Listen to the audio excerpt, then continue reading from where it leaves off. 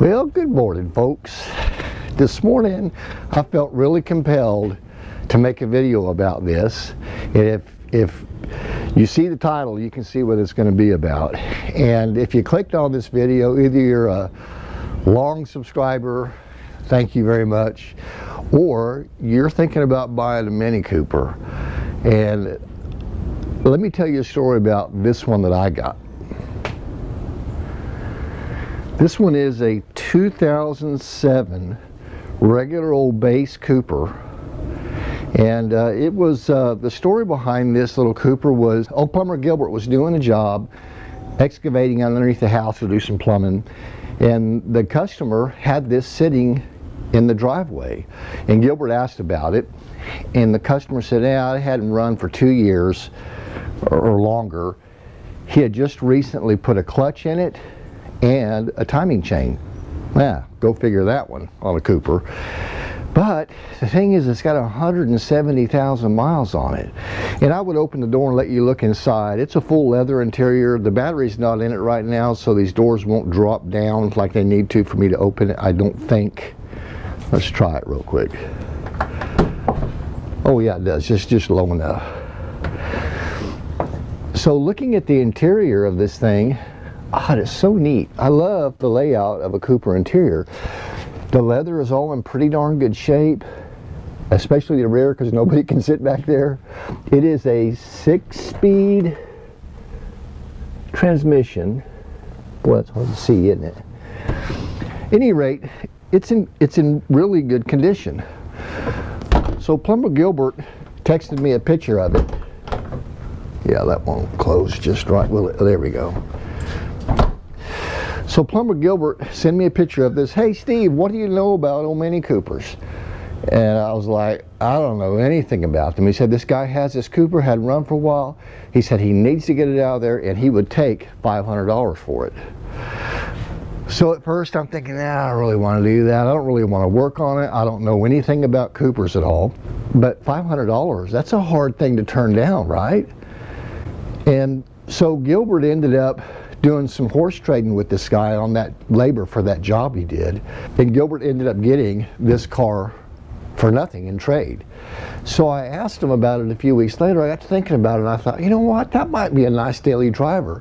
I like sporty little cars, and this is a sporty car. It's got a little style to it. I've always liked them. So I asked him, I said, hey, what'd you ever end up doing on that Cooper? Did that guy ever sell it? And he said, no, I got it from him. I traded it off in some work. And he said, why? And I said, well, I was thinking about getting a daily driver and that might work. And he goes, well, do you want it? And I said, yeah, I'll give you $500 for it. He goes, no, you can have it. So he brought it over here. He had a flatbed trailer bring it over here and drop it off. And I put a battery charger on it to see if it would. The battery was dead. Of course, I've been running for a couple of years. I smelled the fuel. The fuel didn't smell spoiled for some reason. I don't understand. And but I put a battery charger on it. The charger charged it up. I went in one day just to see if it would even crank over. And I put the key in it, pushed the button, and it started right up. I mean, it didn't turn a half a revolution, and it cranked up and started. I was like, whoa, turned it off real quick. I don't even know if it has oil in it, water, or anything. So at this point, I became a member of a Facebook page, and I'm going to see if I can learn a little bit about it. These have problems galore. And if you think you're going to buy a little Cooper like this, it's got 80 or 100,000 miles on it. All the years, the early ones not so much as far as 06 and back, that's first generation. 07 was the first of the second generation to about 13 or so. The whole time, Mini Cooper is trying to figure out how to put an engine in that will stay running. They suggested to take this car and change it with synthetic oil every 10,000 miles. I'm pretty sure that's the deal, and that didn't work. People didn't change it. These things got messed up. So if you're going to buy a used one, even if you know the history on it, if it's got 100,000 miles on it, you're fixing to have to do some work on it, engine work. And this particular one has an N12. It has got a bad rap, huge bad rap. It's not turbocharged, so it's not going to be fast.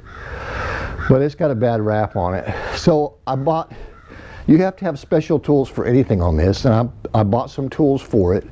I wanted to check compression, and sure enough, the compression, my compression tester I had would not fit down in the cavity this has got to go into. So I bought a little compression tester for it, pretty cheap on Amazon, and I checked compression, it was dead in one cylinder. It's like, crap, okay, so I'm going to have to, I pulled it into the garage, and I was thinking about just taking the head off.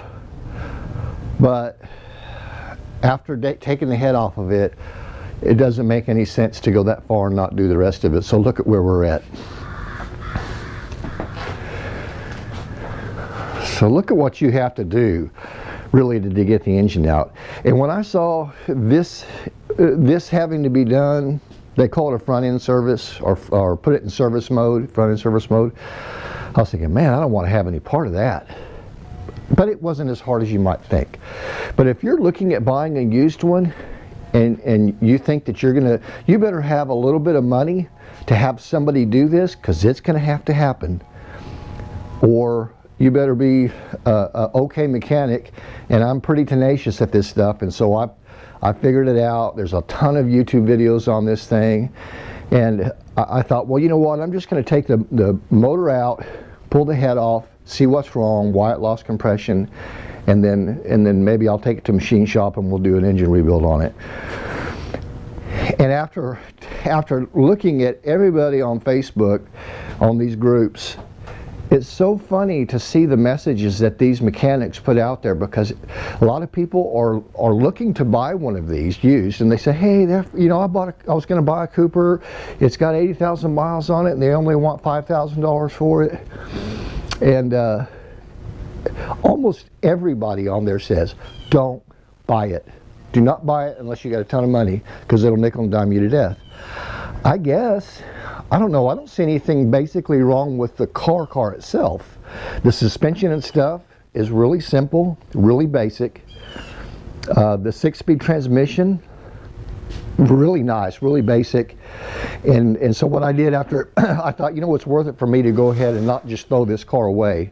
Might as well just rebuild it. And then if I don't like it when I get to driving it, it's supposed to get 40 miles to the gallon, folks. Geez, that'd be great. And fun to drive too, to boot. So I went ahead and pulled the engine out, transmission, washed it off out there, power washed it all off, got it clean, power washed every little orifice and hole that was in this thing. And then when I pulled the head off, here's what the head looks like. I've already gone all the way through this one. I put new valve stem seals on it. And folks, I didn't record any of this because this is a large job. It's lots of hours of work. And what I'm doing here is probably a $5,000 or $6,000 bill for somebody to do if you bought this car used. And a lot of these things that I'm fixing to show you, you wouldn't even known, because it ran. And it didn't really run that bad. You wouldn't have really known. Somebody could tell me, oh yeah, the check engine light is on, and I think it's an O2 sensor or whatever. But man, when you dump down deep into this thing, there was some things wrong. So this head, all the valve stem seals were old, and the lifters that are inside, and there's a ton of them. Look at this picture here. When I pulled this thing apart, there are parts everywhere on this thing. This head is overly complicated to try to make a lot of horsepower out of a small engine. It actually has not to get too deep in the weeds, it's got a ramp lever on the valve train on the intake side that changes the rocker ratio to increase horsepower as it ramps up electrically with an electric motor. Both of the camshafts on both the intake and exhaust have these Vanos valves, and they are controlled by a electric solenoid that changes the valve timing, advances it and retards it. You know, that's not uncommon for a lot of small engines to do that, and it's kind of a neat thing. Really, this thing it's not built bad. The problem was this. This is what happens with these. The PCV valve is built into the valve cover. They go out, people don't know it, it's just sucking oil that's being sprayed around in this area. It sucks it, reburns it, comes out the exhaust, and carbons up everything. And that was the problem on this one. One of the exhaust valves on number 4, I think, it had a big chunk of carbon on it, and it kept that valve from closing, and it lost that cylinder's compression. You know, you probably could have run some stuff through it and cleaned it, but these do have issues with carboning up, and I've got a solution for that, I think, to help not let raw oil get burned through the engine. So here's the head. I rebuilt it. New valve stem, new valve stem seals. I cleaned off all of the valves and I lapped them in with lapping compound. So I think this is going to be pretty good. I decided not to take any of this to machine shop. I'm going to treat it like I treat any regular lawnmower engine that you see me build, and I'm going to do it up like that.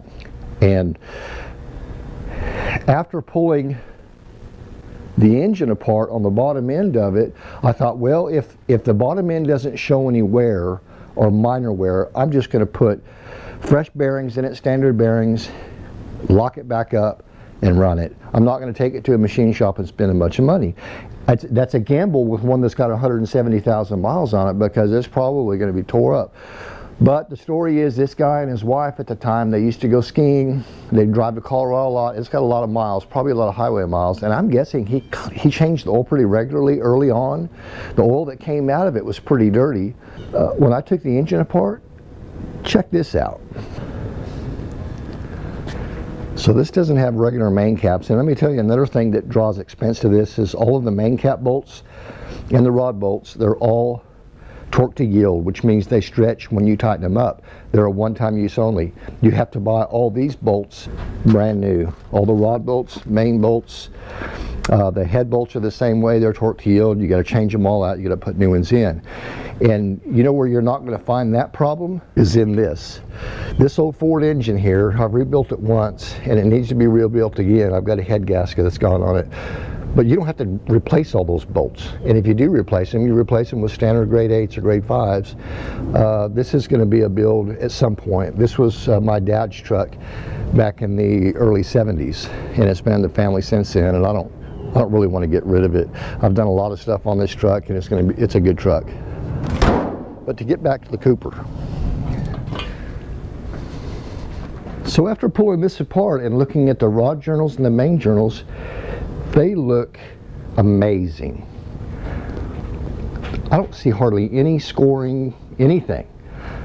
So I thought, you know, I'm just going to go ahead and take this thing and I'm going to put new bearings in it, standard size, slap it back together, and I'm going to put new pistons and rings in it and hone the cylinder out. These pistons and rings set was about $140 on Amazon. After I got all of the rods and pistons out, I found that one of these rods was bent. Don't know how that could happen. You would not know that unless you took the engine apart. You drive around with a bent rod. That's going to be compromised somewhat. I'm not going to hot rod it, but if you did hot rod it, that could bend more or break. So I found this rod for a N12 on eBay for about $50. Got new bearings. I had to buy a piston ring compressor, didn't have one of those. The Vanos gears I'm going to keep. The oil pump, I tried to clean this out and I did take it apart. There were parts of the timing chain tensioner inside of this, as well as silicone slivers from when the engine was assembled, I'm assuming. But I cleaned this up and it seemed like it was working okay just by putting a drill on the end of it and spinning it. And I thought, you know what, that is deep inside of that engine, and I don't want to have to take that back out again, so I spent $160 on a new oil pump. Here's some of the other parts that we got going on. The Vanos valves, I took one of those and cleaned it. They were both stuck. This is supposed to actuate back and forth, and it was stuck. I cleaned it up to where it freed one up. The second one, I could not get it freed up. It was stuck in whatever position it is. So I got two new Vanos valves. I have got an oil catch can that goes on the PVC side to catch any raw oil before it ever gets into the intake manifold. Got head bolts right here, little Felpro head bolts. I've got that is a rear main seal. I've got the axle shafts for the transmission. I've got a new crankshaft bolt and timing gear bolts. I've got a new oil pump chain. There's an input shaft for the transmission seal. I've got a new Gates water pump that's going on it. I got a new Gates thermostat housing assembly going on it. I have got spark plugs, and here's what that PCV valve looks like. They offer a kit to put a new PCV valve in that. It's just a rubber diaphragm that fits on top. Pretty elaborate for a PCV valve. I got a Cloy's timing chain kit for this thing, and it's got Cloy's is a pretty good brand. We got all new tensioners and so forth for this thing, new timing chain, all the good stuff. Now the tools that you would have to have if you bought this car and you were going to work on it, I have Torx bits, a few, but I ended up buying another set. It wasn't too expensive, but you're going to have a Torx bit set, internal and external. That's an internal, that's an external. So that's come in handy. Wouldn't be able to do it without it. The compression tester was pretty cheap on Amazon as well. I don't mind buying stuff like this. My compression tester that I have already is like this right here, where you shove it inside of a hole. This here has the hose on it. I did not have one of those, so I bought this. Found out it didn't have any compression in one cylinder. This right here, if you're going to redo the head, you're going to have a way to compress that valve spring to get the keepers in it. This was 25 or 30 bucks on Amazon. Not too bad. I might use that again sometime. Let's see, what else did I have to get? Oh yeah, maybe one of the most important things here is I had to buy a little scanner for it, and it is BMW specific. With BMWs, you've got to you have to reset a bunch of parameters in the computer when you're finished putting stuff together in the valve train. It has to relearn a bunch of stuff, so you have to have this. And I would think if you're thinking about buying a Mini Cooper for your daughter or son or whatever, or you're going to buy one, you better invest in this, because I can guarantee you that if you buy a used one, that check engine light's probably on, or it's going to come on, and you will need this to fix it, or this will help you fix it.